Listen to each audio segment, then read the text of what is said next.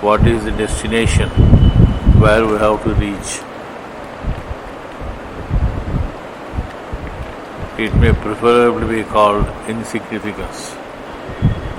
If you choose to designate it as such, it is an insignificance of which we know nothing.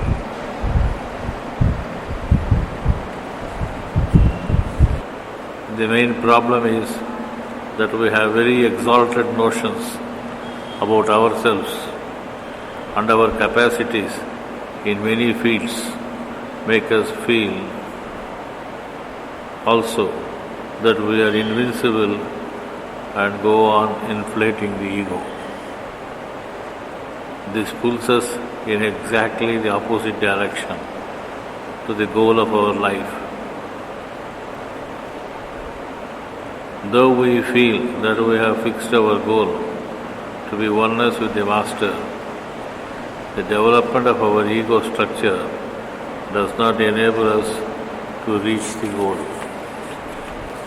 The books of the Masters, particularly those on the Ten Commandments, are meant to help us progress.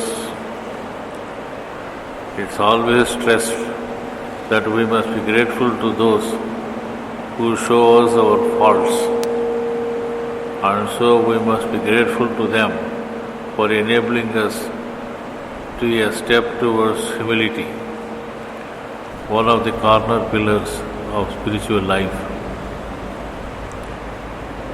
If a fault is shown, we should feel that a great treasure is shown to us and be grateful. Each time a fault is shown, we discover in us a fault on incapacity, lack of understanding, or insufficiency, which prevents our progress in the path.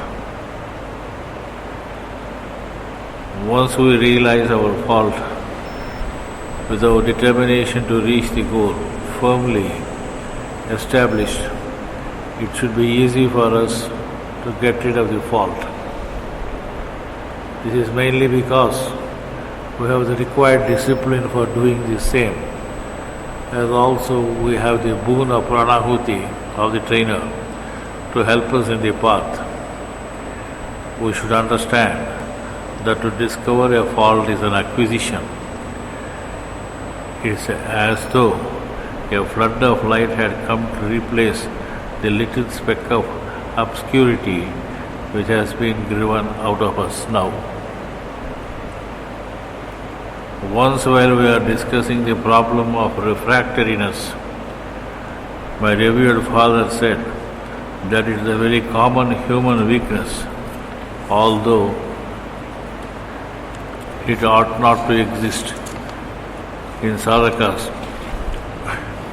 whose progress largely depends on their recognizing what has to be changed in them. Not that recognition of the defect by itself is sufficient, but it is a necessary element in solving the problem. It is of course a matter of pride and vanity that considers the weakness as necessary for strength and standing. Not only they will not recognize it before others, but they hide their defects from themselves, are once obliged to look at it with one eye looking the other way. Or they weave a wheel of words and excuses and justifications, trying to make it something other than what it really is. It is thus necessary to observe and know the wrong movements in us, for they are the sources of our troubles, and we have to be persistently rejected, if we are to be free. But we should not be always thinking about our defects and lapses.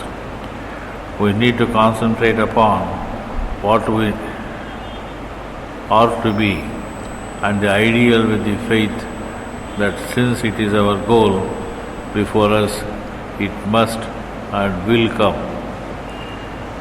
To be observing faults and wrongs always brings depression and discouragement to the faith we need to have always in ourselves and the Master. We need to turn our eyes more to the influx of Pranahuti that brings lightness and less to any immediate darkness. Faith, cheerfulness,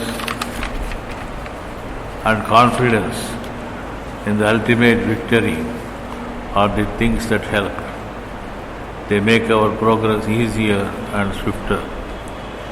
Success is possible only when we are committed to be true to ourselves and are determined to change our past and be firm to the newfound path of Satyapad.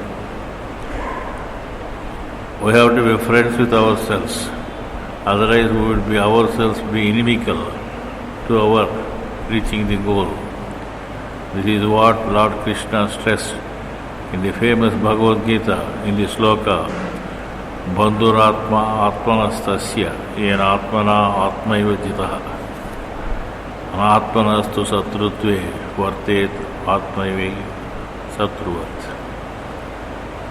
On the auspicious day, I pray that we again pledge ourselves to the work for the betterment and joyously participate in the transformation of humanity. Pranam.